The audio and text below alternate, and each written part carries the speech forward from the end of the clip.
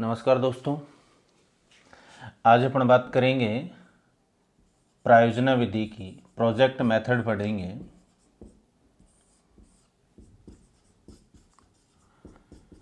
जैसा हमने पहले आगमन, निगमन आदि विधियां पढ़ी हैं, हर विधि में सबसे पहले बात करेंगे प्रतिपादक की। कई बार सवाल पूछा जाता है कि प्रयोजना विधि है, इसके प्रतिपादक कौन हैं। तो दोस्तों याद रखें, प्रयोजना विधि के प्रतिपादक किलपैट्रिक हैं। प्रश्न पूछ लिया जाता है कि किलपैट्रिक ने प्रयोजना विधि का प्रतिपादन कब किया। तो सन 1918 ईस्वी में किया। और किस पुस्तक में किया। तो उस पुस्तक का नाम जिसमें इन्होंने प्रयोजना विधि का प्रतिपादन, प्रोजेक्ट मेथड का प्रतिपादन किया है, वो थी फंक्शन ऑफ मेथड।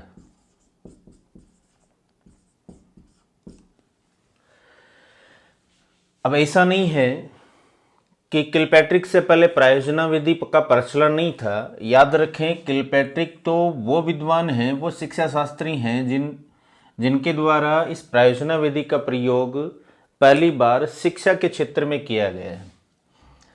अब उसके बाद प्रश्न आ जाता है कि ये जो प्रयोजना विधि है ये किस पर आधारित है, कौन से दर्शन पर आधारित है। तो जवाब होगा प्रयोजनावाद पर आधारित है।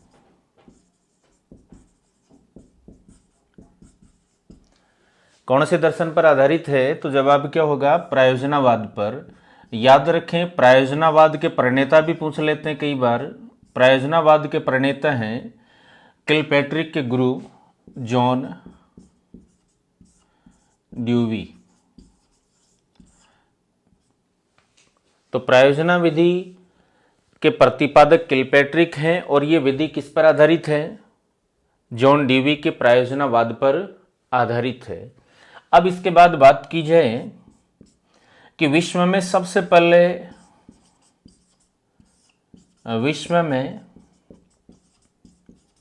सर्वप्रथम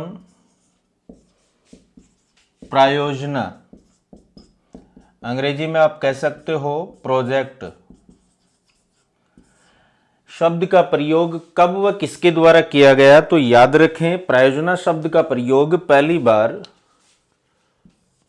सन 1908 में रिचार्ड्स के द्वारा किया गया है। तो प्रयोजना शब्द का प्रयोग विश्व में सबसे पहले कब व किसके द्वारा, सन 1908 ईस्वी में रिचार्ड्स के द्वारा किया गया है। फिर कई बार प्रश्न आ जाता है कि विश्व में प्रयोजना विधि का सर्वप्रथम प्रयोग है,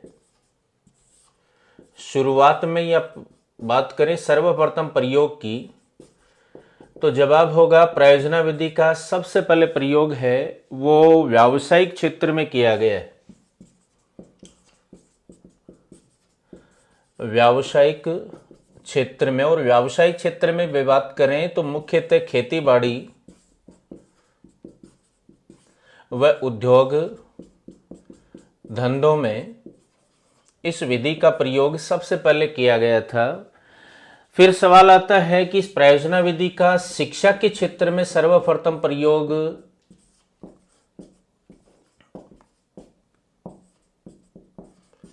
किसके द्वारा और कब किया गया। तो जवाब होगा किलपैट्रिक के द्वारा सन 1918 ईस्वी में। फिर उससे आगे सवाल आता है कि इस विधि में के प्रमुख संशोधनकर्ता कौन थे। तो प्रोजेक्ट विधि में, प्रयोजना विधि में संशोधन करने वाला प्रसिद्ध विद्वान है J.A. स्टीवेंसन। यहां तक एक बार दोबारा देखें, प्रयोजना विधि के प्रतिपादक कौन। जवाब होगा किलपैट्रिक। कब प्रतिपादन, सन 1918 ईस्वी में। कौन सी पुस्तक में, फंक्शन ऑफ मेथड में। ये प्रयोजना विधि किस दर्शन पर आधारित है। तो जवाब होगा प्रयोजनावाद पर आधारित है। और प्रयोजनावाद दर्शन के प्रणेता कौन हैं। तो अपना जवाब होगा जॉन ड्यूवी हैं। विश्व में सर्वप्रथम प्रायोजना या प्रोजेक्ट शब्द के प्रयोगकर्ता कौन थे? तो जवाब होगा रिचर्ड्स। और इन्होंने पहली बार इस प्रोजेक्ट शब्द का प्रयोग कब किया? तो जवाब होगा सन 1908 में। फिर बात आती है कि प्रायोजना विधि का प्रारंभ में प्रयोग है वो किस क्षेत्र में किया गया? तो सवाल का जवाब होना है व्यावसायिक क्षेत्र में, और व्यावसायिक क्षेत्र में भी विशेषकर खेती बाड़ी व उद्योग धंधों में। तो फिर इस विधि का शिक्षा के क्षेत्र में पहली बार प्रयोग कब व किसके द्वारा? किलपैट्रिक द्वारा सन 1918 में। अब इसके बाद प्रश्न आता है कि ये जो आपकी प्रायोजना विधि है, इस विधि को भारत में लाने का श्रेय किनको दिया जाता है? प्रायोजना विधि को भारत लाने का श्रेय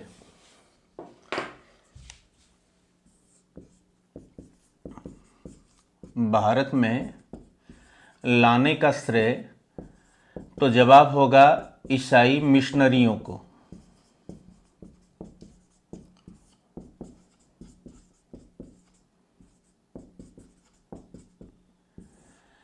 सर्वप्रथम प्रायोजना विधि भारत में किनके द्वारा लाई गई? ईसाई मिशनरियों के द्वारा। फिर यहां भी एक सवाल उठता है कि भारत में सर्वप्रथम प्रयोग कौन से क्षेत्र में किया गया प्रायोजना विधि का? तो अपना जवाब होगा मुर्गी पालन के क्षेत्र में।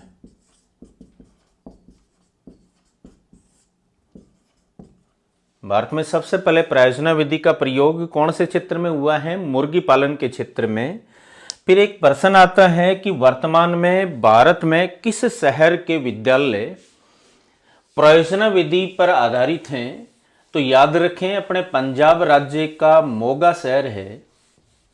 पंजाब राज्य का कौन सा शहर? मोगा शहर है। मोगा शहर के विद्यालय हैं वो प्रायोजना विधि पर आधारित हैं या प्रायोजना द्वारा संचालित किए जाते हैं। अब इसके बाद अपन बात करें कि प्रायोजना कहते किसे हैं। इसकी परिभाषा की बात की जाए तो आपको 3 प्रमुख परिभाषाएं याद रखनी है।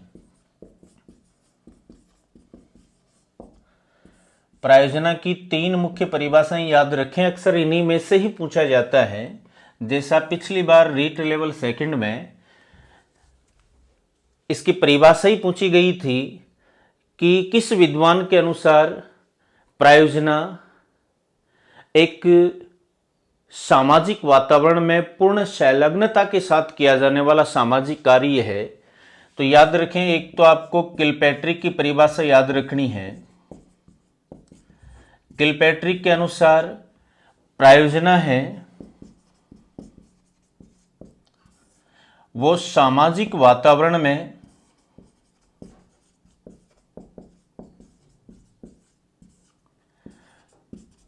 पूर्ण संलग्नता के साथ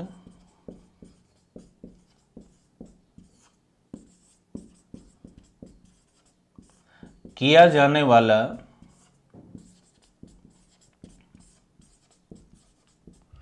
सामाजिक कार्य है।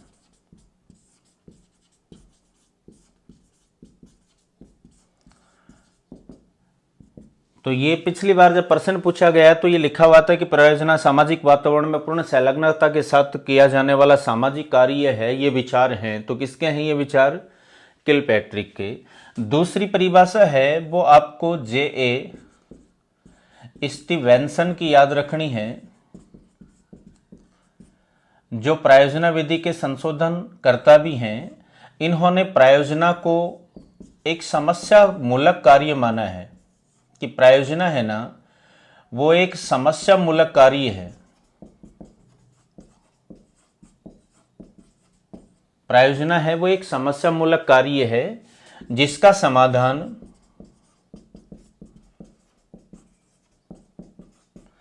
सामाजिक व प्राकृतिक वातावरण में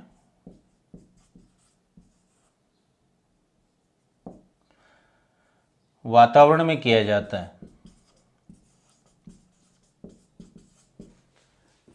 जे स्टीवेंसन के अनुसार प्रायोजना एक समस्या मूलक कार्य है जिसका समाधान सामाजिक व प्राकृतिक वातावरण में किया जाता है। तीसरी जो प्रमुख परिभाषा है वो बेलार्ड की है।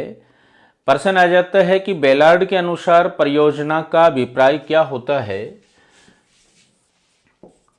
बेलार्ड के अनुसार, बेलार्ड ने परियोजना है उसको जीवन का एक अंश माना है, कि परियोजना जीवन का एक अंश है जिससे विद्यार्थी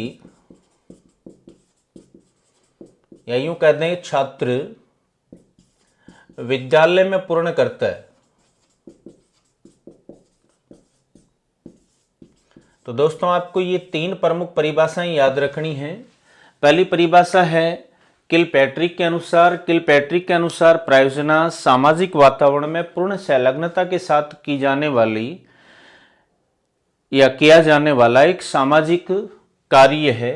दूसरी परिभाषा जे स्टीवेंसन के अनुसार है, जिनके अनुसार परियोजना एक समस्या मूलक कार्य है जिसका समाधान सामाजिक व प्राकृतिक वातावरण में किया जाता है। और तीसरी जो प्रमुख परिभाषा आपको ध्यान में रखनी है वो बेलार्ड की रखनी है, कि बेलार्ड के अनुसार परियोजना जीवन का एक अंश है जिसे विद्यार्थी विद्यालय में पूर्ण करता है।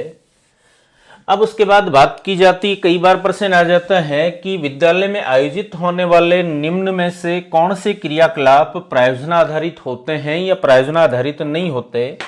तो हमें यह भी ध्यान रखना है कि विद्यालय में आयोजित होने वाले वो प्रमुख कार्य जो परियोजना विधि पर आधारित होते हैं, परियोजना पर आधारित होते हैं, उन कार्यों की बात करें तो पहला तो है प्रार्थना सभा का संचालन।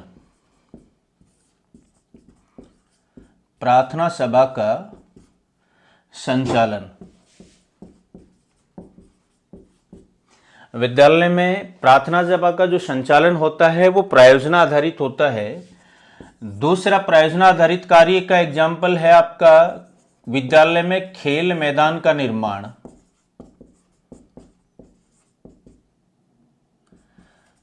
खेल मैदान का निर्माण करना भी एक परियोजना आधारित कार्य है। तीसरा विद्यालय में बगीचे का निर्माण करना, ये भी एक परियोजना आधारित कार्य है। इसी प्रकार विद्यालय में पुस्तकालय का संचालन करना, ये भी एक परियोजना आधारित कार्य है। इसी प्रकार विद्यालय में सफाई व्यवस्था का संचालन करना, ये भी एक परियोजना आधारित कार्य है। विद्यालय में छात्रावास व छात्रावास में अगर अपन बात करें भोजनालय का संचालन यानी छात्रावास का संचालन करना है, वो भी एक परियोजना आधारित कार्य है। इसी प्रकार है आपका विद्यालय में चौक, डस्टर आदि का निर्माण करना है, वो भी एक परियोजना आधारित कार्य है। जैसा अक्सर आप समाज उपयोगी उत्पादन कार्य SUPW के कैंपों में देखते हैं, वो भी एक परियोजना आधारित कार्य है। इसके अलावा विद्यालय में विभिन्न प्रकार की सहायक सामग्री जैसे चित्र है, मानचित्र है,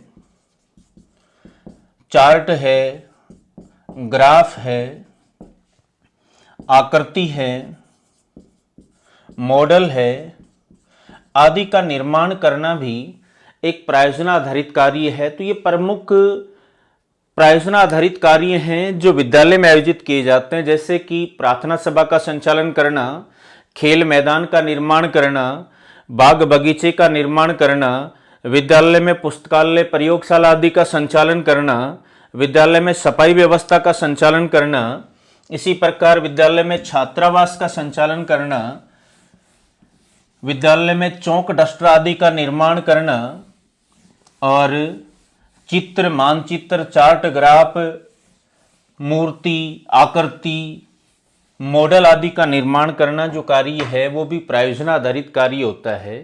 अब उसके बाद बात की जाती है परियोजना के प्रकार, कि परियोजना होती कितने प्रकार की है। तो यहां पर अपन मुख्यतः 3 वर्गीकरण पढ़ेंगे।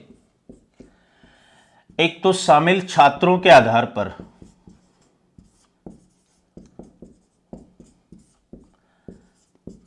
परियोजना में शामिल छात्रों के आधार पर अगर बात की जाए तो परियोजना 2 प्रकार की होती है।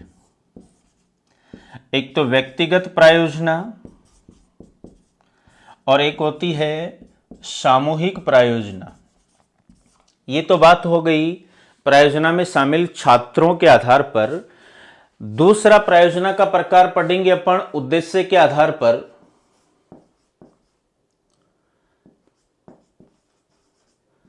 कि उद्देश्य के आधार पर प्रायोजना है वो कितने प्रकार की होती है। तो उद्देश्य के आधार पर प्रायोजना को आप मुख्यतः 3 श्रेणियों में विभाजित कर सकते हैं। पहली तो किसी वस्तु के निर्माण से संबंधित प्रायोजना,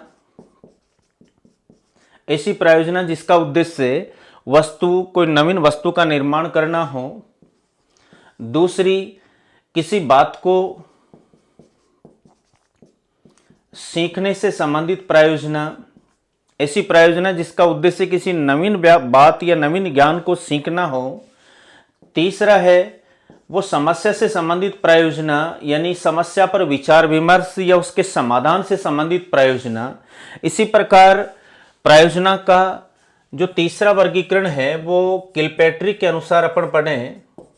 कई बार प्रश्न आ जाता है कि किलपैट्रिक के अनुसार प्रायोजना कितने प्रकार की होती है।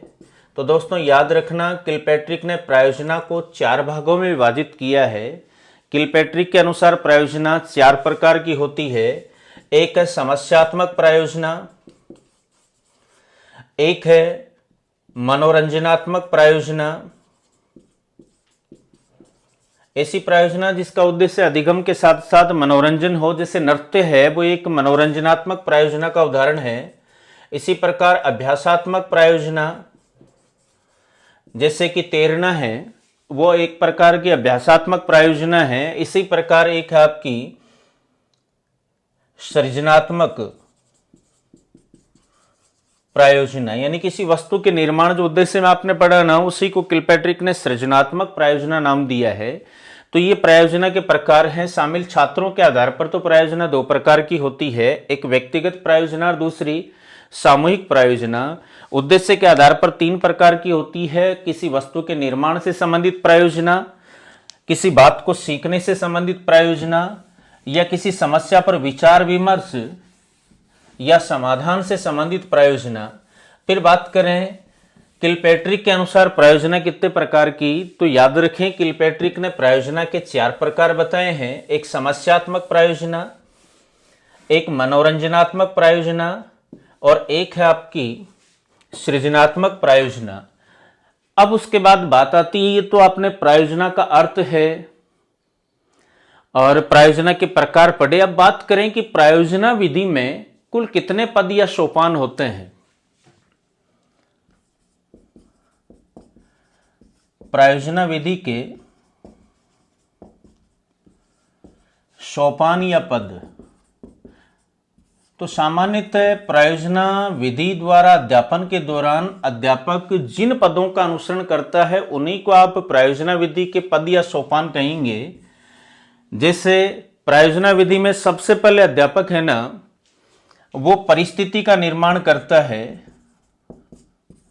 अध्यापक अपने अनुभव के आधार पर छात्रों को अपने वक्तव्य के द्वारा इस कदर प्रोत्साहित करता है कि छात्र अपनी रुचि क्षमता के अनुसार किसी योजना का चयन करने के लिए तैयार हो जाएं। उसे कहते हैं परिस्थिति का निर्माण करना। परिस्थिति के निर्माण के बाद छात्र क्या करेंगे, अपनी योग्यता, अपनी रुचि व क्षमता व मानसिक स्तर के अनुसार योजना का चयन करेंगे। तो याद रखें, योजना विधि या प्रायोजना विधि का दूसरा जो पद है या सोपान है वो है योजना का चयन। सबसे पहले अध्यापक अपने पूर्व ज्ञान के आधार पर, अपने अनुभव के आधार पर विभिन्न वक्तव्य के माध्यम से कक्षा में ऐसी परिस्थिति का निर्माण करता है, छात्रों को प्रेरित करता है ताकि छात्र हैं वो किसी योजना का चयन कर सकें। उसे तो आप कहेंगे परिस्थिति का निर्माण करना। दूसरा होगा योजना का चयन। छात्र अपनी रुचि क्षमता व योग्यता के अनुसार योजना का चयन करते हैं। फिर तीसरा जो पद होगा वो होगा योजना का निर्माण। छात्र अपने पूर्व ज्ञान के आधार पर योजना का निर्माण करते हैं। और याद रखें, योजना का निर्माण करते समय छात्र हैं वो अध्यापक से सहयोग या मार्गदर्शन प्राप्त कर सकते हैं। योजना का निर्माण करने के बाद उस योजना को क्रियान्वित किया जाता है, यानी चौथा पद आएगा योजना का क्रियान्वयन। योजना का क्रियान्वयन यानी योजना को लागू करना। इसमें छात्र योजना को व्यवहारिक रूप प्रदान करता है। फिर योजना के क्रियान्वयन के बाद छात्र है वो योजना की सफलता या असफलता का आंकलन करता है, और उस पद को आप कह सकते हैं मूल्यांकन। यानी वह पद जिसमें योजना की सफलता या असफलता का आंकलन किया जाता है। और सबसे लास्ट में योजना से संबंधित तथ्यों व आंकड़ों का लेखा जोखा तैयार किया जाता है, यानी रिकॉर्ड रखना या लेखा जोखा तैयार करना।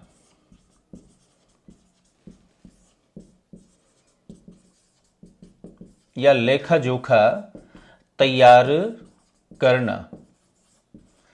तो यह है प्रायोजना विधि, प्रोजेक्ट मेथड या योजना विधि के पद या सोपान। कुल कितने पद हैं आपके सामने? ये 6 पद हैं। सबसे पहले अध्यापक परिस्थिति का निर्माण करेगा ताकि छात्र योजना का चयन करने हेतु प्रेरित हों।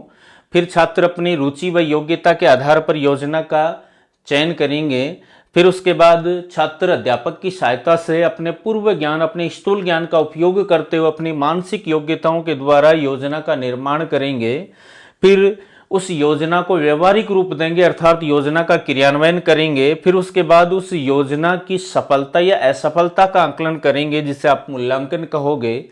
और सबसे लास्ट में जो पद आता है वो आता है योजना से संबंधित तथ्यों व आंकड़ों का रिकॉर्ड रखना या लेखा जोखा तैयार करना। तो दोस्तों ये प्रायोजना विधि की प्रक्रिया, उसके पद या सोपान। अब बात करें कि प्रायोजना विधि के गुण या दोष क्या होते हैं, जो आपने हर विधि में पढ़ने हैं। प्रायोजना विधि के गुण या दोष दोनों को साथ साथ ही देख लेते हैं। पहले बात करें प्रायोजना विधि के गुणों की। एक तरफ गुण तो एक तरफ दोष। सबसे पहले तो दोस्तों प्रायोजना विधि है ये छात्रों की क्रियाशीलता पर आधारित है। अगर बात की जाए कि प्रायोजना विधि किन सिद्धांतों पर आधारित होती है, तो मुख्यतः ये 3 सिद्धांतों का पालन करती है। अगर उससे पहले अपन गुण दोष पढ़ने से पहले प्रायोजना विधि के सिद्धांतों की बात की जाए तो आपको 3 सिद्धांत याद रखने हैं। करके सीखने का सिद्धांत, दूसरा जीवन से सीखने का सिद्धांत, और तीसरा है परस्पर सहयोग व सहचर्य से सीखने का सिद्धांत। तो प्रायोजना विधि जिन सिद्धांतों पर आधारित है वो 3 प्रमुख सिद्धांत कौन से हैं? करके सीखने का सिद्धांत, जीवन से सीखने का सिद्धांत व परस्पर सहयोग व सहचर्य से सीखने का सिद्धांत। तो देखिए इसमें छात्रों की क्रियाशीलता है। ये एक तार्किक विधि है। छात्र तर्क व चिंतन का प्रयोग करता है योजना के निर्माण में, उसके क्रियान्वयन में, फिर उसके अवलोकन में, सफलता व सफलता के आंकलन में। अर्थात ये मनोवैज्ञानिक सिद्धांतों पर आधारित है। तो पहला गुण तो आ जाएगा कि ये एक मनोवैज्ञानिक विधि है। फिर ये क्रमबद्ध और व्यवस्थित है, तो ये एक वैज्ञानिक विधि भी है। इसके द्वारा विषय वस्तु को क्रमबद्ध व व्यवस्थित तरीके से प्रस्तुत किया जा सकता है। तो इसका मतलब ये वैज्ञानिक विधि है। और इस विधि के अधिकांश जो कार्य हैं, गतिविधियां हैं इस शिक्षण के दौरान, वो छात्र द्वारा संपादित किए जाते हैं। अर्थात ये विधि है ना, इसमें बालक केंद्रीय भूमिका में है। तो ये एक बाल केंद्रित विधि है। फिर चौथी बात जो गुण है वो है ये क्रियाशीलता पर आधारित है। अर्थात छात्र स्वयं क्रिया करके सीखते हैं, तो क्रियाशीलता पर आधारित हुई। 5वां गुण आ जाएगा छात्र स्वयं यदि क्रिया करके सीखते हैं तो सीखा हुआ ज्ञान स्थायी होता है। सीखा हुआ ज्ञान स्थायी होता है। इसके अलावा अगर करके सीखा हुआ ज्ञान की बात की जाए ना, तो उससे यदि भूल जाए, उसका विस्मरण हो जाए, तो उसे पुनः आसानी से प्राप्त किया जा सकता है। फिर बात करें छात्र स्वयं समस्या का समाधान करना सीख जाते हैं। छात्र स्वयं समस्या का समाधान करना सीख जाते हैं। इसके अलावा छात्र क्रमबद्ध वह व्यवस्थित रूप से कार्य करना सीख जाते हैं। छात्रों में आत्मविश्वास व आत्म प्रकाशन की शक्ति का विकास होता है।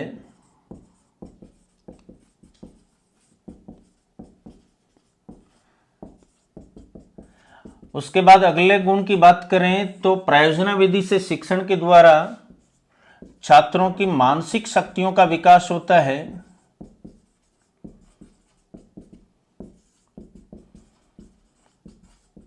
कहने का मतलब ये विधि रटने की प्रवृत्ति पर बल नहीं देती, छात्रों में स्वाध्याय का गुण की जो प्रवृत्ति है वो विकसित होती है। इसके अलावा इस विधि से अध्यापन के द्वारा छात्रों का बाह्य जगत से संबंध या संपर्क स्थापित होता है। और लास्ट गुण की बात करें तो छात्र व अध्यापक दोनों के मध्य मधुर संबंध स्थापित होते हैं। के मध्य मधुर संबंधों की स्थापना। तो ये तो हो गए इस विधि के प्रमुख गुण। जैसे ये विधि मनोवैज्ञानिक विधि है, एक वैज्ञानिक विधि है, बाल केंद्रित विधि है, क्रियाशीलता पर आधारित है, छात्र स्वयं क्रिया करके सीखता है, इसलिए सीखा हुआ ज्ञान स्थायी होता है। छात्र स्वयं समस्या का समाधान करना सीख जाते हैं। छात्र क्रमबद्ध और व्यवस्थित ढंग से कार्य करना सीख जाते हैं। छात्रों का बाह्य जगत के साथ संपर्क या संबंध स्थापित होता है। छात्र व अध्यापक के मध्य मधुर संबंध स्थापित होते हैं। छात्रों में आत्मविश्वास व आत्म प्रकाशन की शक्ति का विकास होता है। छात्रों में मानसिक शक्तियों का विकास होता है, विशेषकर तर्क शक्ति, चिंतन शक्ति व कल्पना शक्ति का विकास।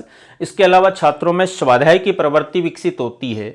दोषों की अगर अपन बात करें तो जैसा कि एक मनोवैज्ञानिक व बाल केंद्रित विधि के निश्चित से दोष जो होते हैं, जैसे इसमें छात्र स्वयं क्रिया करके सीख रहा है तो छात्रों की क्रिया की जो गति है वो कम होती है।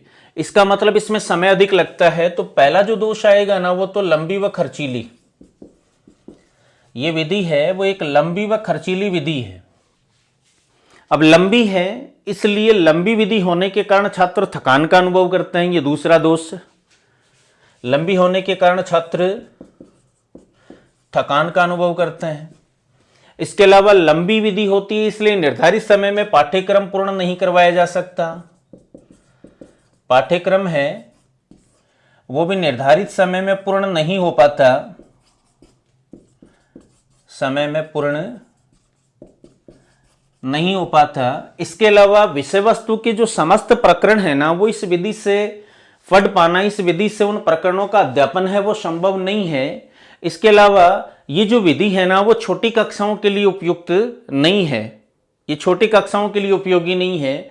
इसके अलावा यदि कक्षा में छात्रों की संख्या अधिक हो, यानी बड़े छात्र समूह वाली जो कक्षाएं हैं ना उनके लिए भी ये प्रयोजना विधि उपयुक्त नहीं हो सकती। इस विधि से पढ़ाने के लिए एक योग्य व प्रशिक्षित अध्यापक की आवश्यकता होगी, जिनकी भी भारत जैसे देशों में कमी है।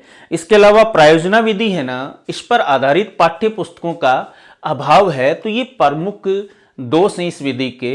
इसके बाद अगले वीडियो में अपन बात करेंगे विश्लेषण व संश्लेषण विधि का। धन्यवाद।